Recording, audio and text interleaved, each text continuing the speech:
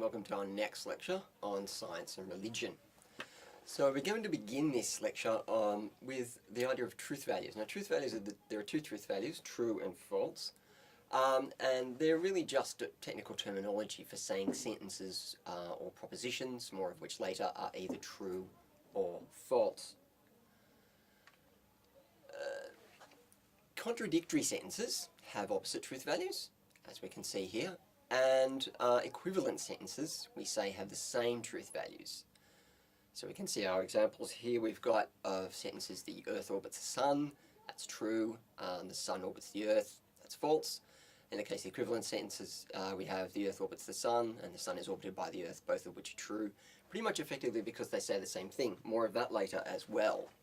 So the terminology of truth values is useful for a couple of reasons. So it allows us to say what truth values some sentences would have by inference, and we can say this while remaining neutral about the truth values they in fact do have. Now various kinds of things can have truth values, including theories, sentences, propositions, hypotheses, ideas, speculations, and conjectures. Some things though cannot, and among them are arguments. So an argument can't have a truth value. It cannot be either true or false. It's either convincing or not convincing, or more technically, it's either valid or invalid. Now, proposition. We need to define what a proposition is. So it's a collection of ideas or concepts with a definite meaning, often expressed in the statement made with a sentence, which can be either true, either have the truth value true or the truth value false. Now, that is, they either report the facts or they don't. Now, think of a sample sentence. So I bumped into a pole. Now this sentence is actually ambiguous because it can state two different propositions. Either I bumped into a post, or I bumped into a Polish person. Or in my case here, we have two slightly different sentences of that is a post, or that is a Polish person. Either of these can be expressed by these two different propositions can be expressed by the same sentence, that is a pole. Okay, now we need some definitions of science and religion. So religion is a body of propositions that purportedly give fundamental information about all there is whose truth values are not subject to revision, what might be called the central dogma of religion. And science, we're going to say, is a body of propositions purporting to give a satisfactory description of the universe whose truth values are subject to revision. So we give this definition in terms of satisfactoriness rather than accuracy, so that instrumentalism is accommodated in our definition of science. A realist will just say that the only truly satisfactory definition would also in fact be the one true description. So instrumentalism is just redundant according to an a realist. Now, we have sort of epistemological intersections that can be raised, or in the case of science and religion, they can intersect in two different areas. That's in epistemology and in metaphysics. So epistemological questions about the relative epistemological authority of science and religion are, in short, which, if either, gives us more reliable knowledge, and why. In the case of the metaphysical intersection, theories about the complexity of phenomena in nature can give rise to motivation to frame arguments that go beyond naturalistic explanation, such as arguments from design, which we'll see a bit later on. Now, the considerations relevant to this intersection, particularly the epistemic one, involve the idea of knowledge and how you can tell that we have it. So there are two kinds of knowledge you can have. You can have a priori, that which can be known prior to any experience of what the world is like. So a classical example of the a priori would be found in mathematical proofs, such as Euclid's proof of the infinity of primes, which you'll see in another lecture. And there's the a posteriori, that which can only be known posterior to or after some experience of what the world is like. So a classical example of the a posteriori would be found in empirical reasoning, such as Galileo's reasoning that our visual perception is imperfect when viewing distant and bright bodies. Now we should move on to talk about Bellarmine. Bellarmine's defending the idea that truth values of religious propositions are not revisable. And to do this convincingly, he needs to provide criteria that tell us when propositions expressed by particular sentences of religious texts, in this case the Bible, have changed. In this way, he can accommodate the reinterpretation of sentences of religious texts that might happen over time. So reinterpretation takes the form of a change in the propositions being expressed. Now, Bellarmine provides two criteria for change of propositions, both of which are a priori. That is, the changes they allow can be known prior to any experience of the world. So Bellarmine proposes firstly that revelation offers is one of his criteria for a priori change of propositions when reinterpreting sentences of the Bible. And he offers an illustrative example of the deliberations of the Holy Fathers of the Church, which are supposedly guided by their revelation through exposure provided by extensive meditations on religious texts or on the scriptures. Now, the second source that Bellarmine proposes is necessary demonstration. Examples of necessary demonstrations would include things like logical or mathematical proofs, that is, demonstrations involving an intuition and deduction strategy of the kind favoured by rationalists. Now, in short, or rationalists' theories, a strategy of explanation. Now, in short, we might suppose that God is at least answerable to logical and mathematical truth. Now, the upshot is this. The propositions expressed by the sentences in religious texts or scriptures are always true. And there are only two things that might prompt a change in the propositions that those sentences would express, and they are both in the domain of the a priori, or they're both to do with a priori considerations. Now, furthermore, this shows that God's understanding is a kind of inscrutability for the minds of mere humans, whose science is really only well placed to grasp the a posteriori, that is, that after experience, which is always uncertain and fallible. And revelations are examples of the a priori, since revelation does not involve having any kind of actual experience of the world. So a revelation can come through a dream, for example. Now, Galileo, on the other hand, wants to reconcile two things: the cultural and intellectual authority of the Catholic Church and the heliocentric model of the universe, for which he believes he has good mathematical and observational evidence.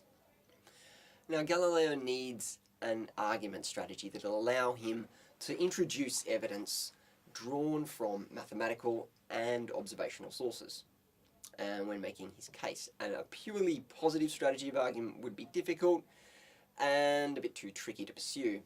So he starts with a negative strategy of argument, and this seems to be his best option. So he must argue that his opponent's case for biblical interpretation is somehow incoherent. And then at the very least, he can say that little or nothing stands in the way of entertaining the positive case that could be made in favour of his own preferred interpretation. Now, since biblical interpretation is a key part of the case made by his opponents, Galileo takes issue with their proposed interpretations of key passages and the method by which they arrive at those interpretations. Galileo points to three sources of inconsistency to support his claim that of the incoherence of his opponents' views and of their interpretations. The first is that their practice is not entirely consistent with traditions of biblical interpretation, coming down to us from St. Jerome and St. Augustine, that stress conservativeness in biblical interpretation. Secondly, their practice is incompatible with the idea that we have capacities for sense, perception and reason that we use in doing science, and that these are God-given, and that God surely wants us to use them. And the third one is that their practice is incompatible with an appropriate focus for biblical interpretation, which can be nicely summed up with the quip that the intention of God is to teach us how to go to heaven and not how heaven goes. So the Bible is aimed at our salvation, not at telling us how the cosmos works. Now, for the positive case to succeed, he'll need to downplay or blur the distinction between the a priori and a posteriori. Ordinarily, this would prove quite difficult, so Galileo adopts a strategy of shifting the focus of concern to truth. Now, for example, by creating a division between propositions whose truth cannot be shown to be shown scientifically, such as whether the stars are animate, and truths whose truth apparently can be shown scientifically, such as whether it is the Earth or the universe that revolves once every 24 hours. Furthermore, Galileo can point out that any apparent tension is resolved by reinterpretation of the Bible, and it appears that nothing physical, which sense experience sets before our eyes, or which necessary demonstrations prove to us, ought to be called into question, much less condemned, on the testimony of biblical passages which may have some very different meaning beneath their words. So that's a quote from Galileo to that effect. And he says this is because two truths cannot contradict one another. So the truths of science cannot contradict the truths of the Bible. And finally, Galileo makes a somewhat daring claim in that in the case of certain truths, namely mathematical truths, the grasp or understanding had of them by humans and by God actually coincides. This effectively closes off the gap that Bellarmine had attempted to open between the superior a priori understanding of the universe that God has and the inferior a priori understanding of the universe available to humans through science. Now, Galileo also provides a clear example of the method of biblical interpretation he recommends, drawing on a passage from Joshua 10:13 that talks about a miraculous event. In the original, with the blessing of God, Joshua orders the sun not to go down, and in the text it says, "So the sun stood in the midst of heaven and hastened not to go down about a whole day." Now, citing the fact that strictly interpreted, this passage would actually conflict with the Ptolemaic system that the Catholic Church had adopted, Galileo claims that no plausible explanation of this miracle can be provided in that system. And he proceeds to show that the Copernican system can provide a plausible explanation of how this miracle might have occurred. However, to do so, we need to alter our interpretation of one of the proposition, interpretation of this sentence of the biblical text by adopting one of these propositions over the other. So in the original interpretation, the proposition that was meant was still in the midst of heaven was interpreted to mean still in the midst of the sky. But on the interpretation that Galileo is going to recommend, based on our prior adoption of the Copernican theory, still in the midst of heaven needs to be reinterpreted as the proposition still in the midst of the universe. Now, finally, we should move on. Now, the next intersection is between science and religion occurs at a level of metaphysics, where certain theories in science will prompt us towards the direction of certain metaphysical kinds of arguments. And these are often referred to as arguments from design. Now, arguments from design take several forms, however, they all have this same basic structure. So I've got an example here. So P1, the biological life, Earth, the universe, exhibits an astounding complexity. Premise 2, it's very probable that this kind of complexity could arise through unguided, e.g. spontaneous or random processes. Therefore, there must be something, conclusion, there must be something that guided these processes that give rise to that complexity in biological life or the Earth or the universe. Note that this is a probabilistic or inductive argument, and so it's quite possible for the premises to be true but the conclusion to remain false. Now, we have an example here. There are various versions of this argument from design, but one that we're going to have a look at here is a thing called the watchmaker argument. So it's one of the easier forms to understand. And it's known as the watchmaker argument, or watchmaker analogy. So suppose you come across a pocket watch while crossing a field. Now, if you began to wonder how the watch got there, then, which you might since it's in a field, then you're likely to draw the conclusion that somewhere there's a watchmaker who first made the watch, which has come to be placed here in this field. Furthermore, while the other parts of the actual explanation might be about how the watch came to be here in the field, this part, that the watch had a watchmaker, is an essential part of the explanation of how the watch got there, because it is an essential explanation of how the watch got to be a watch. Now, we can make the same kind of argument with regard to the universe. So we have supposed that we can draw an analogy between the watch and the universe. And now the idea is that there must have been an intelligent designer for the watch, or a watchmaker, is an essential part of how the watch got to be there. And we're to suppose by analogy that the idea that there must have been an intelligent designer of the universe, that is God, this is an essential part of any explanation of how the universe got to be there, because it's an essential part of any explanation of how the universe got to be the universe, or what the universe is. So if science is supposed to explain how the universe got to be as it is, and if we accept the analogy holds, then the explanation that science gives will need to include some reference to the intelligent designer of our universe, that is, to God. Now, the fact that the watch is a non-natural item is not supposed to matter, since the point is just about the complexity of the design. If we were to look at nature in an appropriate way, then we would see the same complexity of design in nature, and hence and that's supposed to make the argument convincing. Now, arguments from design are often motivated by examples of complexity in nature and theories that emphasize complexity in nature and the difficulty in comprehending it, and they're fairly common to the history of science. So we'll draw an example from the history of science.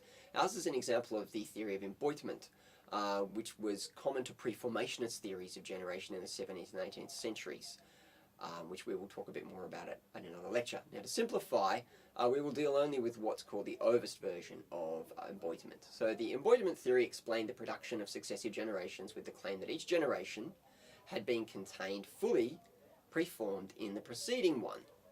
So therefore the daughter is in the mother, she was contained preformed, and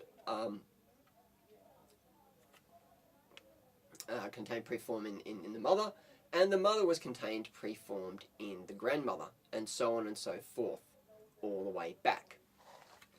So in OVIST terms, the children of the current generation were all preformed as eggs carried by their mother, and their mother was, along with her siblings, preformed in the eggs of her grandmother, or the grandmother, and so on, like Russian dolls. Now, the logical conclusion of this reasoning, given we accept it so far, is that every generation that was, is, or ever will be, was preformed inside the first female human being. This turned out to be quite a handy explanation for the Catholic Church, and it had a nice fit with Catholic Church doctrine at the time that it was advocated. It fit in a number of ways. One, according to the Catholic Church, God created all creation in a series of acts of will in the beginning, and this theory could explain how all human life was created then. Everybody was already inside Eve. According to the Church, there was indeed a first woman called Eve, so it fits with that part of the Church doctrine. It fits with the observed fact that human children form in and exit from the wombs of their mothers, and it fits with the observed fact that sometimes children resemble their mothers. Now, OVIST emboîtement theory can be used as a stimulus for the first premise of an argument from design, since if it were true, then the processes that gave rise to the existence of the first female human being exhibit an astounding complexity, like the processes that gave rise to the watch or to the universe,